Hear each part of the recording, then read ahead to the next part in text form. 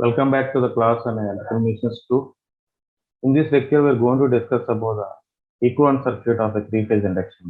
In the last class, we have seen the phasor diagram of induction motor. So finally, we got two equations. One equation related to the stator winding of a induction motor. Another equation related to the rotor winding of a induction motor. Now we are going to take up those two equations and develop in the equivalent circuit to do the theoretical analysis on the induction motor. First, we are developing the stator equivalent circuit. To develop the stator equivalent circuit, we are starting with the equation which is related to the stator winding, which we got from the phasor diagram of the induction motor. V1 equal to E1 dash plus Is into Rs plus Jxs. This is the voltage equation related to the stator winding. The stator current equal to Is equal to IR dash plus I0, where I0 is nothing but a no load current, IR dash is nothing but a rotor current with respect to the stator. Again, the no load current is consisting of two components. One is magnetization current, another one is a core loss current. The angle between the E1 dash and magnetization current is 90 degrees. The angle between the E1 dash and the core loss current IC is 0 degree. Here, E1 dash is nothing but the self-induced voltage in stator winding. Rs is nothing but a per phase stator resistance. Xs is nothing but a per phase stator leakage reactance. Now we are going to represent this equation by means of a equivalent circuit. So from this equation we can say very easily that whatever the circuit is consisting, for that circuit we should apply the voltage of V1. So we have taken the V1 voltage which is applied to the circuit. The circuit is carrying a current of Is. So this is Is. This Rs is nothing but a resistance. The resistance is represented with a here Rs. This leakage reactance is represented with a Xs. Now from this equation, Is equal to IR dash plus I0. Here we have taken the two branches. This branch is carrying a current of IR dash. This branch is carrying a current of I0. Again, this I0 is divided into the two branches because I0 equal to Im plus Ic. Im is nothing but a magnetization current. Here, the voltage at this point that we have to take it as a E1 dash. We know that the magnetization current lags E1 dash by 90 degrees. So in this branch, we have to keep only the inductor. So whenever we are keeping the inductor only, the current passing in this branch is lags E1 dash by 90 degrees. The same manner, here one more branch is there.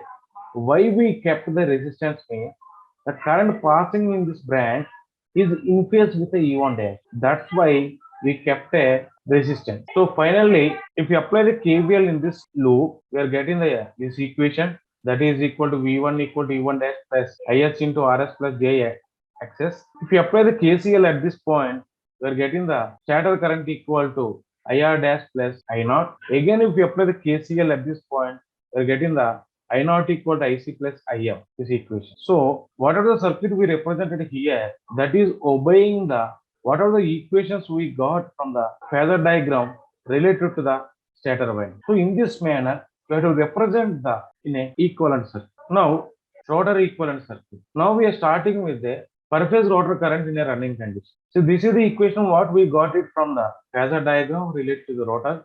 That is equal to ER equal to IR into RR plus JXR. ER is nothing but a per phase rotor voltage. IR is nothing but a per phase rotor current. RR is nothing but a per phase rotor resistance. XR is nothing but a per phase rotor leakage reactance. So if you find the IR from the above equation, we got the IR equal to ER by RR plus JXR. Again, we can write the ER, nothing but a per phase running voltage that we can represent with a S into E2. XR also we can represent it with a S into X2.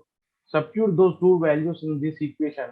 We are getting the S into E2 by RR plus J S into. Now divide the numerator and denominator above equation by S.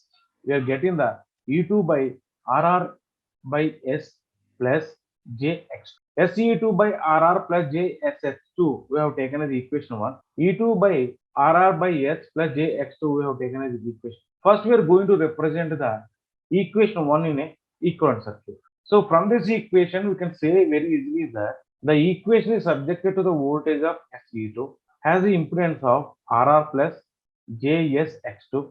JSX2 is nothing but a variable reactance because the slip of the induction motor is not constant. It is highly depending upon the how much mechanical load we applied on the induction motor. The one more parameter is the SE2 numerator. Nothing but the voltage induced in the rotor winding at the time of in a running condition. This voltage also variable because it is multiplied with S. The frequency of this voltage is the rotor frequency ER. Nothing but ER equal to S into E2, which is carrying a current of IR. Now this denominator is represented by the two elements RR, JSX2, where this inductance is nothing but a variable point. We can say very easily that the circuit is operating at a frequency of rotor frequency that is very lesser than compared to supply. So one more point here is that it consisting a variable react. Suppose if we represent this equation in equal circuit, this is the voltage applied to the circuit. RR by S is nothing but a variable resistance and JX2, where the frequency of E2 is nothing but a supply frequency, which is carrying a current of IR. This current also the supply frequency, but the circuit is consisting a variable resistance. Now this is the difference between these two circuits. The circuit is operating at a rotor frequency, whereas the circuit is operating at a supply frequency. Both are representing the rotor current in a running condition only, but there is a difference in the frequency of operation. So finally, we want to connect a rotor circuit to the stator circuit so that we can easily do the theoretical analysis. So we have taken this circuit one so that we can easily connect the two circuits which are operating at a same frequency. That is the difference between these two circuits. Now we have taken the circuit which is operating at a stator frequency, nothing but a supply frequency. This is the per phase voltage induced in the stator at a standstill condition. IR is nothing but a rotor current in running condition. RR by S is nothing but a variable resistance.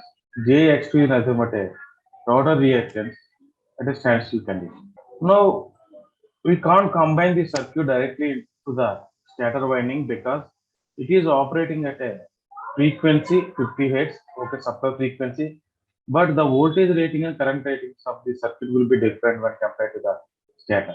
Now let's take the N1 equal to per phase number of turns in stator winding, N2 is the per phase number of turns in the rotor winding.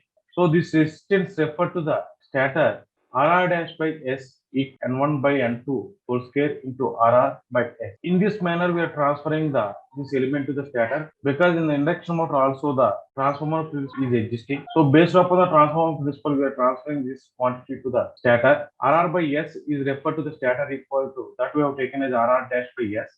That is equal to N1 by N2 whole square into RR by S. Now RR by S going to split into the two resistors. One is RR dash plus RR dash into 1 by S minus 1. If we add these two quantities, we are getting the left hand side quantity that RR dash by S. One is fixed resistance, another one is a variable resistance. This is a fixed resistance, that is RR dash. This is a variable resistance RR dash into 1 by S minus 1. This resistance is nothing but a rotor resistance referred to the stator. This resistance is nothing but a electrical equivalent of the mechanical power developed in an induction motor, which is referred to the stator. Now we are transferring this element, that is the JX2 with referred to the stator. Now the rotor leakage reactance referred to the stator X2 dash equal to X2 into N1 by N2 whole square. So similarly, how we exactly transfer the resistance the same manner we are transferring the reactance also to the stator. Now we have taken this value here, that is JX2. Now this circuit is representing the which is operating at a supply frequency. Also the voltage ratings and current ratings also will be matching with the stator circuit so that we can combine this circuit directly to the stator. Now this is the overall equivalent circuit of a three-phase induction motor. This is the per phase stator resistance. This is the per phase stator leakage reactance. This is the core loss resistance carrying a current of core loss current.